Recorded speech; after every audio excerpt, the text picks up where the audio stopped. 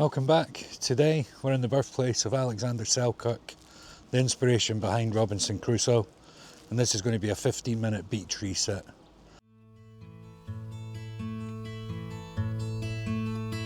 What would it be to be like a bird, hiding in the trees until the morning comes?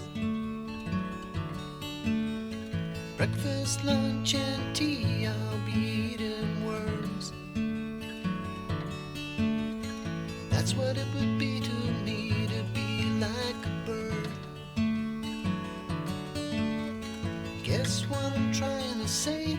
Sometimes life's not all it's cracked up to be. You can find harmony. Now, in this series of videos, we've been looking at ways to escape, if you will.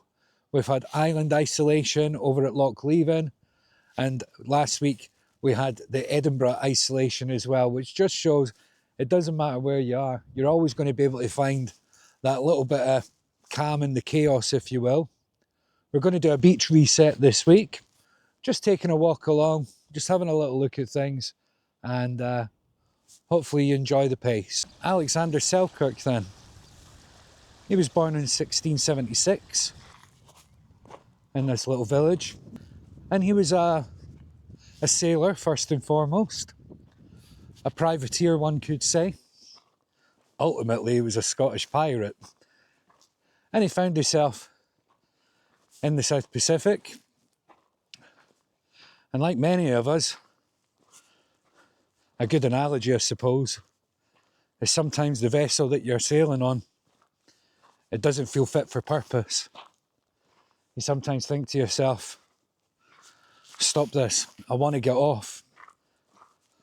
So Alexander did say to the captain, it's time for me to vacate this boat. And so he did. They put him ashore, and he lived in solitude and isolation for 4 years, until the same captain did come back eventually and get him. Now he was right, the boat sank, but he was safe, he was secure, he'd found his island. Did he make the right choice? I think he did. And being the inspiration for Robinson Crusoe, it's probably one of my favourite books. I've read it countless times. I can relate to a lot of the things that he was going through. But 4 years of isolation, I don't think I can manage that long. But 15 minutes is probably just enough for me. So, Robinson Crusoe.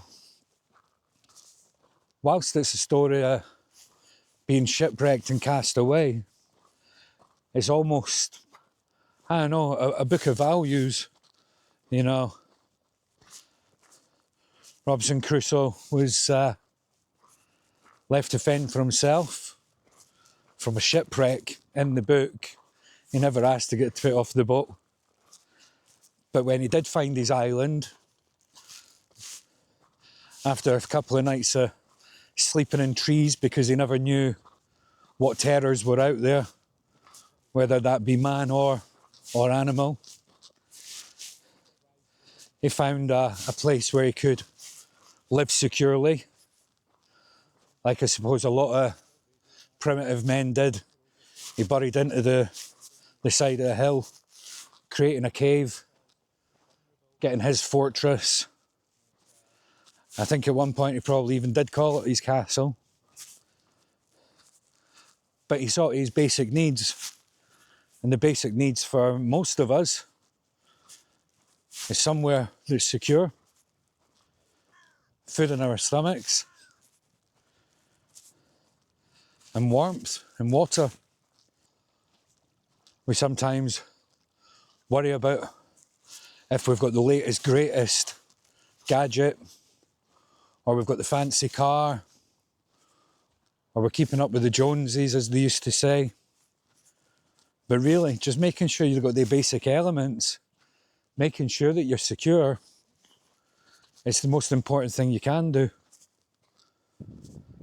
When I do these reset videos, I like to think that I'm doing this a lot of the time for those that might view the video, but ultimately I'm doing them as much for myself than anything else.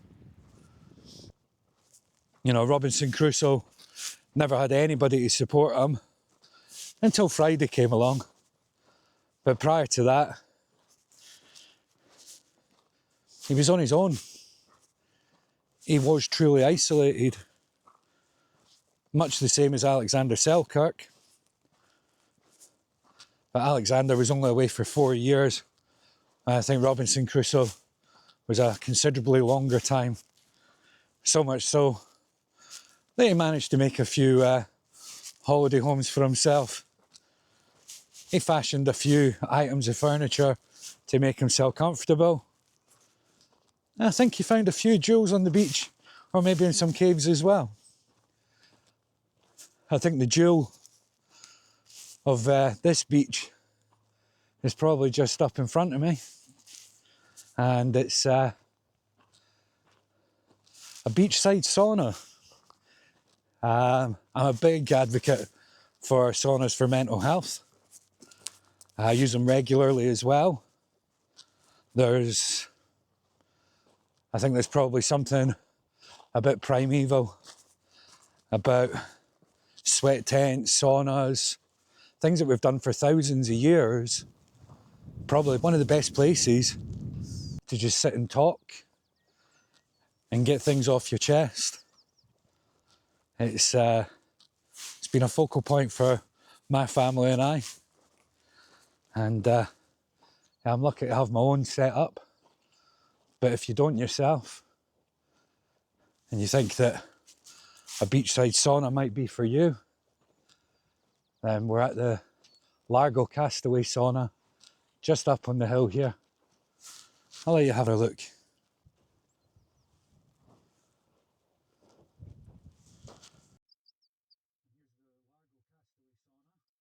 A fantastic setup, offering a bit of therapy for people. Just here, right on the shore.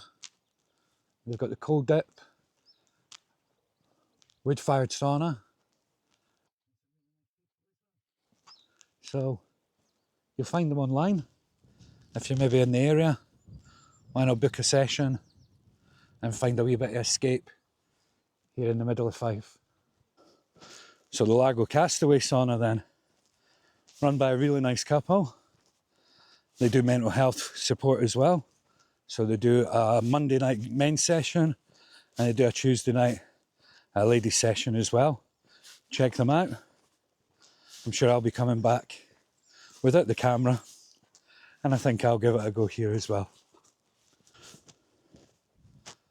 So the wind might still be up, but the weather's improved no end, most definitely.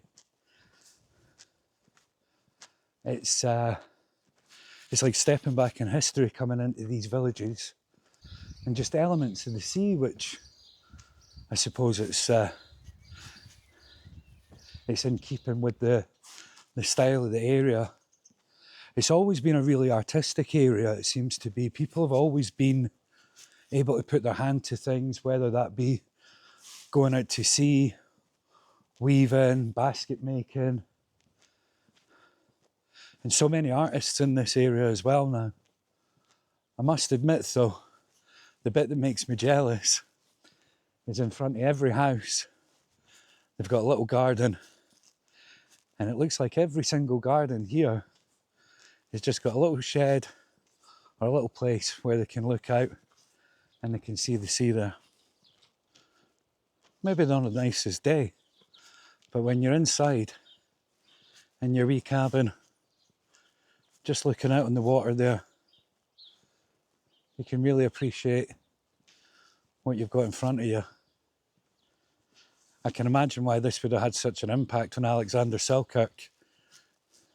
Seeing the boats coming in, going up the Forth, and then going on again. And the Scots were very much at the forefront of the Navy, probably because they were built harder stuff. Maybe I'm just a bit biased though.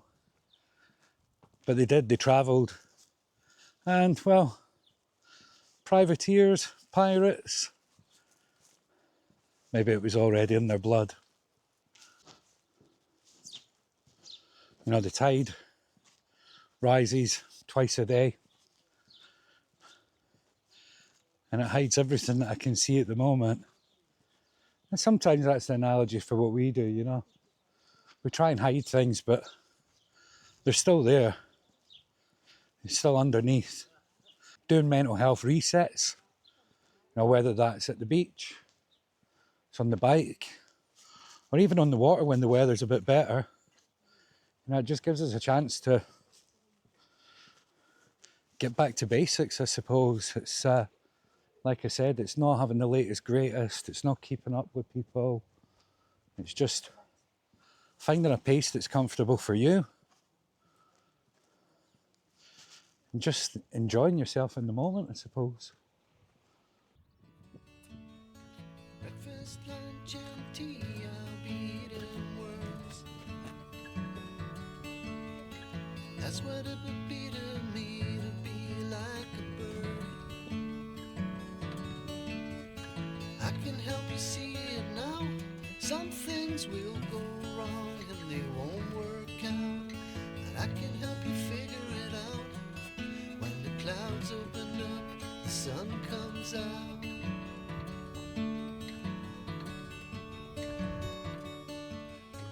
Maybe it's a maritime saying, I'm not sure. But tide and time wait for no man. And you'll never control the water. You just need to go with it. The East Neuk of Fife, Neuk meaning corner, it's always been a productive area. It's been artistic. I think that Fife is probably one of the most rich agricultural areas in Scotland. There's so many different farms and things round about. And the amount of produce that you see in the fields every year, it's a busy place.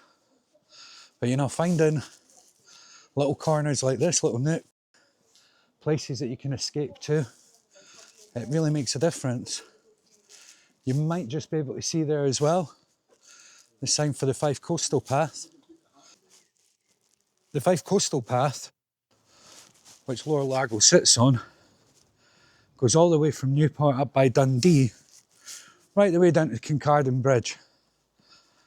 It's a long walk. I've managed to complete sections of it. My wife, however, has managed to complete the whole thing. Very proud. This is us just coming up to the statue for Alexander Selkirk. I believe it was erected in the 1800s. And this would have been the cottage that he was born at. Not that particular building, but it would have stood on that point. And you can understand the attraction that the sea would have had to Alexander. Yeah, 1885, that was from there. And you can see him looking out. And he's wearing his goatskin outfit and his goatskin hat. Robinson Crusoe always said in the book that the weather was unbearable. So if anybody had came across him on the island, they would have wondered if he was a man or an animal for the amount of clothes that he'd made for himself. It's Alexander Selkirk. Like a bird, hiding in the dark until the morning comes. Breakfast, lunch, and tea, I'll be eating worms. That's what it would be to me to be like a bird. I can help you see it now. So we've got another rainy day, but hey, it's another excuse to get a coffee. This time we're in the Ori in Lower Largo, and maybe a sweet treat as well, just to keep us recharged.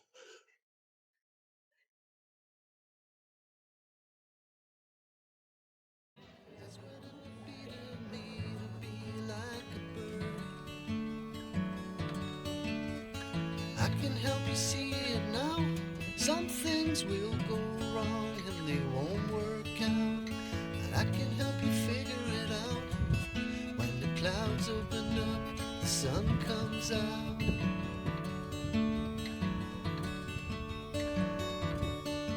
When the clouds open up and the sun comes out, I didn't see it, didn't take the time to look up. Sun's in the sky and the birds fly by. I didn't see it, didn't take the time to look up. Now what would it be to be like a bird? Guess flying in the sun would be wonderful. So just a minute out of the wind. Brought the right clothes this week. So keeping warm, keeping dry. The weather's so changeable just now. You know, I jokingly said last week we got all seasons in one day, but sometimes you just need a bit of sunshine just to charge the batteries up as well. But even getting out and making these videos, it gives me a purpose to get out. I think we can all be guilty of sitting on the sofa and saying, I'm going to do this or I'm going to do that. But actually having a purpose to get out really helps. Find something that agrees with your pace. A walk in the local park. Walk beside the beach if you've got one. I wonder if Alexander thought about this place when he was stuck on his island. You know, the water barrier that he faced. Being surrounded by it. He must have had times where he had doubts. Probably had times when the isolation maybe did get a bit too much for him. But he persevered. He improvised. That's probably what kept him going all that time. You know, but he made do with what he had. Sometimes I think we just need to take it back a bit, take it back to the basics. You know, if you've got the ability to get out for a walk, get out for a walk. Lose yourself in a book. Sing. Take up an instrument. Find a pursuit that gives you that sense of achievement. Were it being preachy, it's certainly been beneficial for me. I'm definitely seeing the positive impact of making these videos. So really, a thank you to anybody that watches them. If you do watch, as I said, a like and a subscribe goes a long way for me. Gives me more purpose of getting out and making more videos. If you've liked this one, I'll hopefully see you on the next one. But for now, this is Lower Largo, Alexander Selkirk's birthplace, the inspiration for the ultimate isolator, Robinson Crusoe.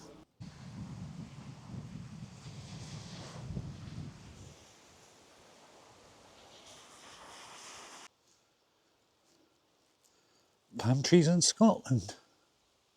Maybe Robinson Crusoe stayed here.